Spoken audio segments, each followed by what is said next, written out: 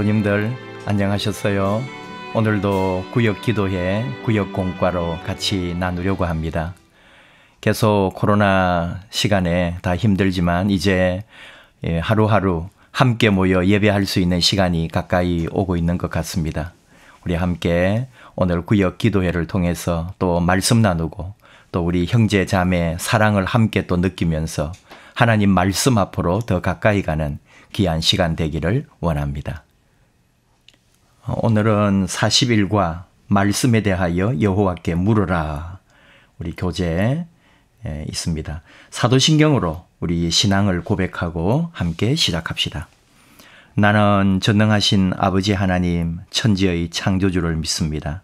나는 그의 유일하신 아들 우리 주 예수 그리스도를 믿습니다. 그는 성령으로 잉태되어 동정녀 마리아에게서 나시고 본디오 빌라도에게 고난을 받아 십자가에 못 박혀 죽으시고 장사된 지 사흘 만에 죽은 자 가운데서 다시 살아나셨으며 하늘에 오르시어 전능하신 아버지 하나님 우편에 앉아 계시다가 거기로부터 살아있는 자와 죽은 자를 심판하러 오십니다.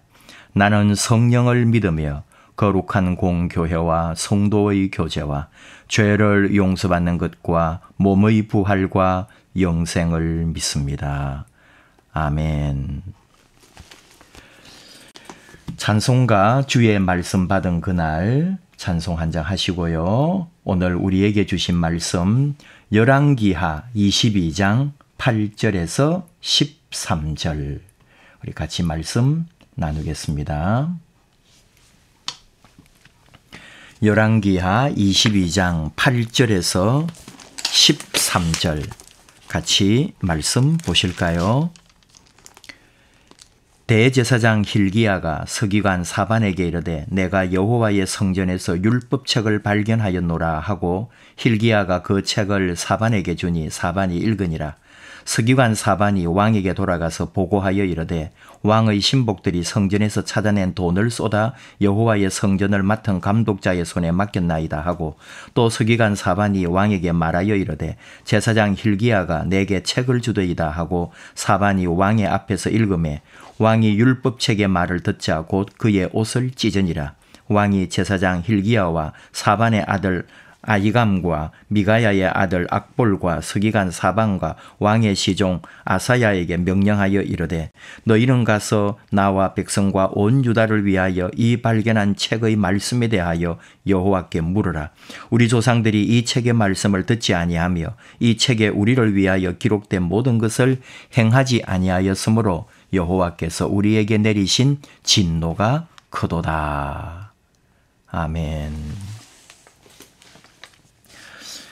배경을 여러분도 또 나름대로 알고는 계시는 말씀이기 때문에 또 같이 한번 유명한 말씀이죠. 요시야의 종교개혁 율법책을 발견해서 종교개혁을 일으킨 그 구약시대의 이야기인데 오늘의 요절이라 할 수 있는 열왕기하 22장 13절 같이 13절 말씀을 같이 읽읍시다. 시작. 너희는 가서 나와 백성과 온 유다를 위하여 이 발견한 책의 말씀에 대하여 여호와께 물으라. 우리 조상들이 이 책의 말씀을 듣지 아니하며 이 책에 우리를 위하여 기록된 모든 것을 행하지 아니하였으므로 여호와께서 우리에게 내리신 진노가 크도다. 오늘의 키포인트. 말씀을 이미 갖고 있어도 마음에 없으면 찾지 못합니다. 주님의 몸된 성전을 사모하며 말씀을 발견하고 그 뜻을 하나님에게 물을 때 영적 개혁이 시작됩니다. 그렇게 강조하지 않아도 무슨 말인지는 이해는 하시겠죠. 하나님 앞에 우리가 성경 많이 가지고 있잖아요. 성경이 많이 있지만 성경을 많이 가졌다고 해서 우리가 그 말씀의 은혜와 능력을 가지고 있다는 게 아니죠. 그 말씀을 발견하고 그리고 그 뜻을 하나님께 물을 때 내 삶의 영적 개혁이 일어난다. 그런 이제 뜻으로 요시야의 종교 개혁이라고 하는 부분 열왕기하의 말씀을 함께 나눕니다. 성경 말씀 경청하기 같이 한번 읽을까요? 본문은 요시야가 왕이 된 뒤 성전을 보수하도록 명령하는 사건에서 시작됩니다. 왕이 된 지 18년이 지났어요. 특별히 우리가 아는 것처럼 요시야는 8살 때 왕이 됐거든요. 8살 때 왕이 되었는데 처음에는 아무것도 모르죠. 그러면서 이제 여러 옆에 있는 종교 지도자들에게 배움을 받으면서 정신적으로 또 영적으로 많이 깨어났던 거죠. 앞에 22장 지금 우리 읽지는 않았는데 2절에 요시야가 여호와의 보시기에 정직히 행하였다 하는 말씀이 있고 그의 조상 다윗의 모든 길로 행하고 좌우로 치우치지 아니했다. 다윗의 길. 항상 이게 이제 기준이 되고 표준이 되었죠. 이스라엘의 유다의 왕들의 삶에서 다윗의 길을 따랐느냐 또 다윗의 길을 따르지 않았느냐에 따라서 하나님 앞에 좋은 왕으로 또는 심판받는 왕으로 구분이 되는 건데 요시야는 다윗의 길로 행했고 좌우로 치우치지 않았다. 그래서 아주 이제 우리가 아는 것처럼 좋은 왕으로 선왕으로 이제 남아있는 왕입니다. 왕이 된 지 18년. 그래서 서기관 사반에게 성전을 보수하라 했던 거죠. 우리 생각에는 성전이 얼마나 이렇게 더러워질까 싶어도 뭐든지 낡게 되거든요. 그래서 건물뿐만이 아니고 성전에 있는 수많은 기구들이 있잖아요. 성전에서 사용하는 그런 기구들도 자꾸 사용하니까 낡아지고 보수하고 새로운 걸 채워 넣고 그래야 되는 거죠. 그리고 사람들이 계속 들락날락 하니까 그 바닥이라든지 이런 걸 다 수리를 하는데 그 수리를 하다가 율법책을 발견했다는 거예요. 그게 이제 연복에 우리 헌금함이죠. 그 밑에 숨겨 놓았던 거죠. 이게 전쟁이라든지 또는 악한 왕이라든지 이런 것으로부터 하나님의 이 율법책을 지키려고 했던 제사장들이나 서기관들이 그 연복에는 돈만 꺼내가지 그 밑에 뭐가 있을 거라고 생각하지 않았던 거죠. 그러니까 그 밑에다가 감추어 놨는데 수리를 하다가 연복에를 수리하다가 그 밑에 이 율법책을 숨겨놓은 걸 찾아낸 거예요. 그리고 얼마나 좀 사실 대단한 일입니까? 그러니까 이 사반이 왕에게 율법책을 가져가서 읽어주었다. 이 요시야가 그 율법의 말씀을 듣자마자 옷을 찢으며 애통했다는 거예요. 울었다는 거죠.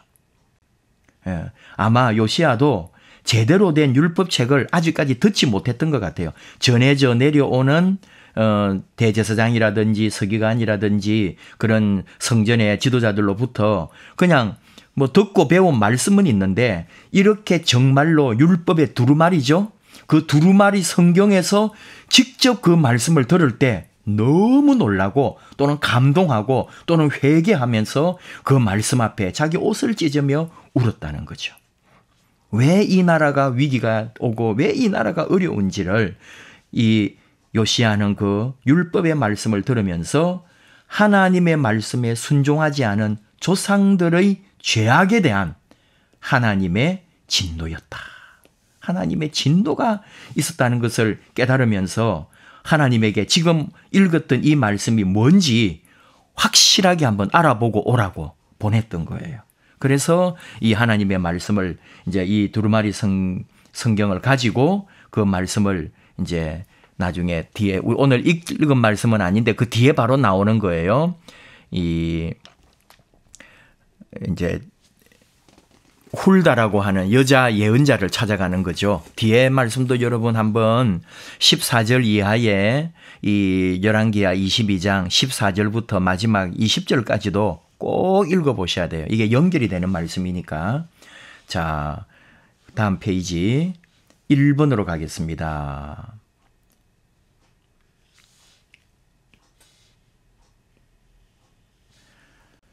(1번) 말씀은 우리의 죄악을 발견하게 합니다. 대제사장 hil기야가 성전을 보수하는 과정에서 율법책을 발견했고 그 책을 서기관 사반에게 주어가지고 사반이 요시야 왕에게 가져왔어요. 그리고 그 율법책을 읽어주었습니다. 이제 그 내용은 뭔지는 모르지만 우리는 이제 대체로 학자들은 이게 이제 신명기 말씀이라고 좀 뒤에 한 번 더 나오는데 신명기 말씀으로 보는데 신명기 28장에서 30장 말씀이었을 거라고 보는 거예요. 그게 뭐냐면은 하나님의 말씀을 듣고 순종하면 복을 받고 그렇지 않으면은 저주를 받는다. 하나님의 말씀 앞에 철저하게 순종하라고 하는 그 말씀을 듣지 않았을까? 이제 학자들 중에는 그렇게 이제 주장하는 사람도 있습니다. 그리고는 그 말씀을 hil기야와 몇 사람을 여선지자 훌다에게 보내가지고 율법의 의미를 묻게 했다. 그러니까 이제 훌다는 그 뒤에 나오는 말씀 16절 제가 읽으라고 했던 바로 그 말씀들인데 이 책의 말씀이 그대로 이 유다 땅에 이루어지게 될 거다. 그것은 뭐냐? 하나님이 분노하셨다. 하나님이 진노하셨다. 하나님이 17절 말씀을 하면 경노하게 하셨다. 그래서 이런 일이 왔다는 것을 어떻게 알았어요? 신명기 말씀으로, 그 율법책의 말씀으로 이제 새삼스럽게 깨닫게 된 거죠. 그래서 우리 조상들이 하나님 앞에 순종하지 않아서 징계를 당했다. 그리고 요시야가 이제 그 말씀을 깨달음으로써 이스라엘, 이제 유다의 새로운 변화의 바람이 부는 거죠. 하나님 앞에 다시 돌아가자. 결국은 이 말씀의 교훈은 뭘까요? 우리에게 주시는 교훈이 우리로 하여금 성찰하게 한다. 하나님의 말씀은 우리가 얼마나 죄된 존재인지를 깨닫게 해준다. 결국 우리 성도는 말씀에 자신의 삶을 비추어서 죄로 얼룩진 스스로를 발견하고 예수 그리스도를 통한 구원의 은혜를 소망해야 한다. 그렇습니다. 요시야에게 정말 귀했던 게 뭘까요? 즉각적인 회개였거든요. 그게 요시야를 살게 했던 거예요. 이 훌다 같은 예언자가 있는데 사실 뭐 구약 성경에 여인의 어떤 그런 뭐 많은 것은 나오지 않습니다. 근데 이렇게 이제 훌다처럼 어떤 이제 우리가 생각하기로는 예언의 은사를 받지 않았을까? 다 여기 이제 남편이나 이런 사람들이 다 성정과 말씀과 이런 쪽에서 이제 또 예복, 이런 성전이나 이런 곳에 사용하는 예복 같은 거를 다 관리하고 하는 살룸의 아내였다. 그러니까 이분이 기도도 많이 하고 하나님의 말씀에 어떤 이런 신령한 은혜를 입었던 여인이었던 것 같아요. 뭐 모세에게 말한다면 미리암이 있었고 또 사사시대에 드보라도 있고 그렇습니다만은 여성이 많이 등장하지 않는데 이렇게 한 번씩 하나님의 말씀에 대하여 물을 때는 여자 선지자, 여성 예언의 은사가 있는 사람에게 물었던 거죠. 2번으로 가겠습니다. 개혁은 하나님께 묻는 것에서 시작된다. 율법책의 내용을 파악한 요시야가 옷을 찢으며 회개했죠. 그리고 그 책을 검증하고 하나님의 뜻이 무엇인지를 더 정확하게 알기 위해서 여쭈어 보라고 명령했다. 하나님의 말씀을 그 의미를 찾기 위해서는 하나님께 물어야 한다는 거죠. 정말입니다. 그냥 무조건 믿어야 돼. 여러분, 무조건 믿는 거야. 그게 좋은 믿음 같지만 그거는 이루어지지 않으면은 또 실패해요. 무조건 믿는 게 아니죠. 하나님에게 물어요. 항상 하나님 이게 뭡니까? 이 뜻이 무엇입니까? 성령님 이 뜻을 깨우쳐 주십시오. 하고 우리는 끊임없이 이렇게 묻고 하나님으로부터 또 답을 찾고 하나님으로부터 오는 감동을 받는 거죠. 요시야를 종교개혁의 왕으로 말하는데 그 물었기 때문에 답이 뭐였어요? 바로 우리의 죄악 때문이다. 조상들의 죄악 때문이다. 지금 우리가 우상과 산당 앞에서 절하고 하나님을 멀리했기 때문에 다시 하나님의 말씀을 찾고 그 뜻을 구하라. 그렇게 이제 받은 거죠. 그래서 다시 이제 회복의 길로 들어오게 됩니다. 하나님의 말씀을 전혀 듣지 않거나 그릇되게 적용하여 살아가던 유다 공동체가 다시 하나님의 뜻으로 돌아가는 과정.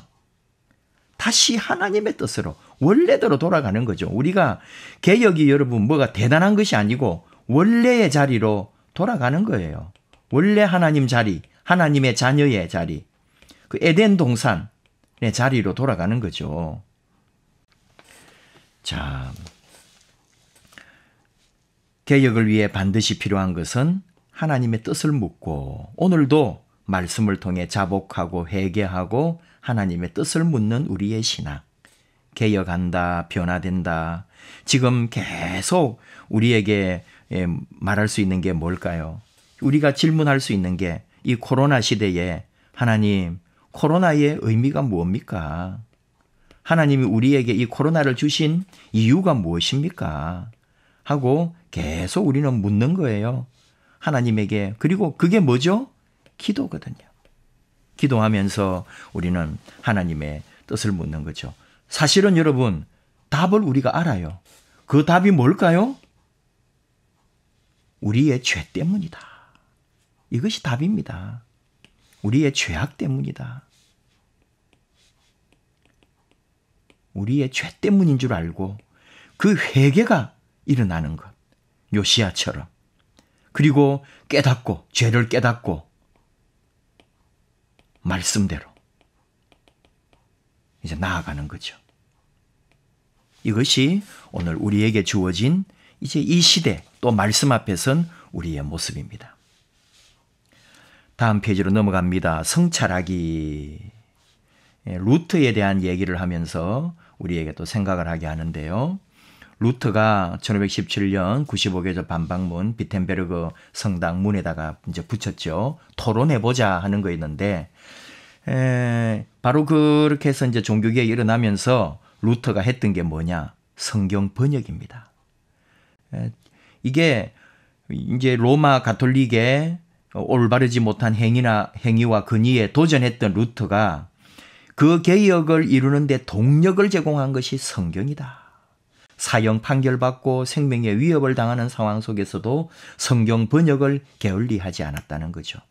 우리가 늘 들은 말이지만 그리스어로 그리고 라틴어로 그 두 가지밖에 없었어요. 그러니 일반인들이 어떻게 성경을 읽을 수가 있겠습니까? 지금 우리 글도 못 읽고 있는 판에 독일이면 독일어도 모르는데 잘 어떻게 라틴어를 알고 그리스어, 이 헬라어를 알았겠냐고요. 그리고 설교를 라틴어로 했다니까요, 사제들이. 백성들은 성당에 가도 전혀 알아듣지도 못하는 강론을 듣고 그랬단 말이죠. 찬송도 라틴어로 하죠. 설교도 라틴어로 하죠. 그러니 그냥 성도들은 그냥 교회 가가지고 가만히 있는 거예요. 안 가면은 또 제재를 당하니까. 그러니까 루터는 제일 먼저 했던 게 독일어로 성경을 번역했던 거예요. 어떻게 하나님의 말씀을 이런 일반 언어로 할 수 있냐고 그런 비난을 받았던 거예요. 그럼에도 불구하고 그 말씀을 번역함으로써 백성들이, 일반 사람들이 드디어 읽고 말을 알아들을 수 있게 된 거죠. 하나님의 말씀을 제대로 알아듣게 된 거예요. 루터가 에라스무스가 번역한 그리스 신약 성경을 11주 만에 독일어로 번역하고 그렇게 또 많은 구약 성경도 번역해내고 누구나 읽고 그러면서 개혁의 원동력이 되었다. 성경 그 자체가 아니잖아요. 성경이 말씀이 되고 그 말씀이 듣고 깨닫고 그 말씀으로 살게 될 때 개혁이 일어나는 거죠. 하나님의 말씀이 우리 삶에도 있어야 한다. 그 말씀대로 살아가는 것. 자, 여기 또 하나 또 재미있는 말씀으로 이렇게 있는데 하나님의 말씀을 늘 가까이 하면서 하나님의 말씀을 기초를 항상 말씀에 기초 두고 살아가는 모습을 말하는데 여분 보세요. 딱 우리 모습이에요. 집에 성경이 몇 권이 있는지 세보니까 19세대로 성경이 있고 또 한 10권이 넘어요. 근데 몇 번을 읽었는가 생각해보니까 너무 부끄러웠다. 옛날 성도들은 성경이 없어서 낭독되는 말씀을 더 많이 듣고 기억하려고 했는데 우리는 이렇게 성경이 집에 막 돌아다니는데도 성경의 소중함을 모르고 말씀대로 살지 못하는 우리의 모습이 있다. 요시야 왕이 성전을 수리하다가 발견한 율법책은 왕을 포함한 모든 유다 백성이 따라야 할 신앙의 표지였습니다. 회개했고요. 옷을 찢으면서. 그리고 이 말씀을 다 가르쳤던 거예요. 왕이 백성들에게 이 율법책을 들려서 읽혀주었다니까요. 그래서 백성들이 듣고 같이 회개하고 이제 23장 이하에 모든 이방 산당, 이방 예배를 다 없애고 하나님 앞에로 돌아가게 되는 말씀들이 이제 이 열왕기상 23장에 쭉 나오거든요. 그게 이제 요시야의 개혁이 나오는 거예요. 이제 여러분 계속 이 말씀을 연결해서 23장까지도 꼭 읽어야 되겠죠. 결단하기로 가보겠습니다. 같이 한번 읽겠습니다. 결단하기는 요시야의 개혁이 하나님의 말씀에서 시작되었듯이 내 삶의 기초도 하나님의 말씀으로 성경에 있다. 요시야처럼 하나님 말씀 앞에 회개하고 하나님의 말씀을 읽고 그 뜻을 물어 말씀대로 살겠습니다. 그것만이 올바른 삶의 유일한 방법이기 때문입니다. 하나님의 말씀, 내 삶의 기초. 이번에 우리가 뭐 성경 한번 읽고 한다는 거는 구역별로 또 가정별로 다 나누어지니까 뭐 그렇게 긴 건 아니지만 마음과 생각을 다 같이 해서 같이 성경을 읽으면서 읽으면서 회개하고 읽으면서 하나님의 뜻을 묻고 읽으면서 또 하나님의 말씀을 나누는 거죠. 다시 한번 이제 우리가 결론적으로 한번 생각을 해봅니다. 뭐 지금은 성경책이 없는 게 아니에요. 성경이 없는 게 아니죠. 너무 많습니다. 성경이 그냥 집에 밟히죠. 근데 그럼에도 우리가 그 말씀에 가까이 가지 못한다는 거죠. 요시야 시대 보세요. 율법책이 분명히 있을 텐데 있는 줄도 모르고 그냥 듣고 그냥 전해져 내려오는 말씀만 있었던 거예요. 근데 정말 율법책을 보고 그 말씀을 읽으니까 회개가 일어나고 온 나라에 개혁이 일어났습니다. 오늘 결국 우리도 말씀이 우리 집에 있는 그 성경이 말씀이 되고 그 말씀으로 내 삶의 변화가 일어나야 되겠다. 더 말씀을 가까이 하는 우리들 되기를 원합니다. 겸손히 주를 섬길 때 찬송이 있는데요. 이렇게 찬송도 한 장 더 하시면 좋겠고 오늘의 기도 같이 읽겠습니다. 시작. 말씀 가운데 역사하시는 하나님, 하나님의 말씀 앞에 무릎 꿇고 우리의 죄를 회개하오니 용서하소서. 늘 하나님의 말씀을 가까이 하며 오늘 우리에게 하시는 하나님의 말씀에 귀 기울이게 하셔서 하나님의 뜻을 분별하게 하소서. 그래서 우리의 삶이 하나님의 말씀에 기초하며 하나님의 말씀대로 살아가도록 인도하소서. 아멘. 더 깊이 살펴보기.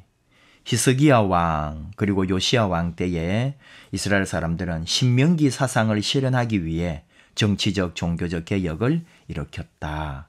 신명기 사상, 사사기 할 때도 제가 그 얘기했어요. 사사기는 분명히 신명기 사상을 가진 역사가가 기록했을 것이다. 그 신명기 신앙으로 다시 돌아가야 한다는 게 그 이스라엘 사람들의 깊은 정신이었습니다.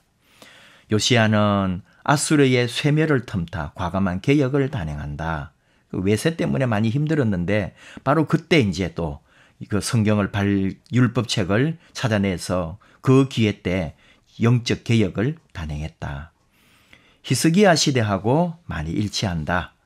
동일선상에 있다는 거. 그리고 또 이스라엘이 생각하는 개혁의 양상이 유사하다는 거. 또 이스라엘 사람들이 염원하는 사회의 모습이 거의 같다는 점. 신명기가 어떤 거냐? 거기 보면은 사람들이 염원하는 사회의 모습이라든지 어떻게 또 그런 변화를 위해서 노력했는지 다 알 수 있었다. 두 번에 걸쳐서 종교개혁을 단행하는데 요시야는 본격적 개혁은 성전 수리하면서 신명기 법전으로 인해서 촉발되고 또 그 신명기 정신에 따라서 야훼 이외의 모든 종교를 철폐하고 예루살렘 성전만을 인정하는 중앙 성소화를 강력하게 시행했고 성전을 수리하고 지방 성소들을 다 없앴습니다. 여로보암이 세운 베델 성소를 완전하게 철거했다. 뭐 어쨌든 요시야 시대의 어떤 모습을 우리가 이제 볼 수 있습니다. 뭐 여기 뭐 그냥 교재만 보시면은 뭐 특별히 뭐 어려운 거는 없고요. 결국은 이 내용을 지식으로 아는 게 중요한 게 아니라 우리는 이 말씀을 더 가까이 하고 말씀 안에서 우리가 더 변화되는 삶으로 나아가야 된다 하는 것이 오늘 주제가 되겠죠. 어쨌든 우리 성도님들 하나님의 말씀을 늘 가까이 하는 마음, 한 절이라도 이렇게 읽으면서 회개하고 오늘을 돌아보는 그런 우리의 매일매일의 삶이 되기를 원합니다. 이렇게 오늘 우리 요시야의 종교개혁에 관한 말씀을 같이 나누었는데요. 말로만 개혁이 아니라 항상 우리 삶의 개혁, 기도의 개혁, 예배의 개혁, 내 어떤 살아가는 이 믿음의 삶의 개혁은 언제나 요구됩니다. 이 코로나 시대에 우리 신앙의 회복과 개혁이 더욱 절실하게 요구되는 이때에 우리 함께 늘 쇄신하는, 언제나 하나님의 말씀 앞에 나를 비추어 보는 우리 모든 저와 여러분의 삶이 되기를 원합니다. 제가 마무리 기도하고 마치겠습니다. 하나님 아버지 감사합니다. 요시야의 종교개혁 말씀으로 또 구역 기도에 같이 나누었습니다. 성경이 없어서 개혁을 못하는 게 아니라 우리가 그 말씀을 더 깊이 깨닫고 또 말씀을 묻고 하나님의 뜻 앞에 순종하지 않으므로 내 삶에 회개와 변화가 없음을 저희는 잘 압니다. 하나님, 한 절 말씀을 읽어도 한 절 말씀을 들어도 그 말씀이 내 안에 깨어짐이 되게 하시고 변화가 되게 하시고 살아있는 생명의 말씀이 되어서 그 말씀으로 내가 다시 살아나는 이 어려운 시간에 말씀으로 다시 회복되는 하나님의 큰 말씀의 은혜를 우리에게, 우리 삶에, 우리 가정에 허락하여 주시옵소서. 우리 교회 위에 하나님의 말씀의 능력으로 인도하여 주시옵소서. 예수님 이름으로 기도하옵나이다. 아멘.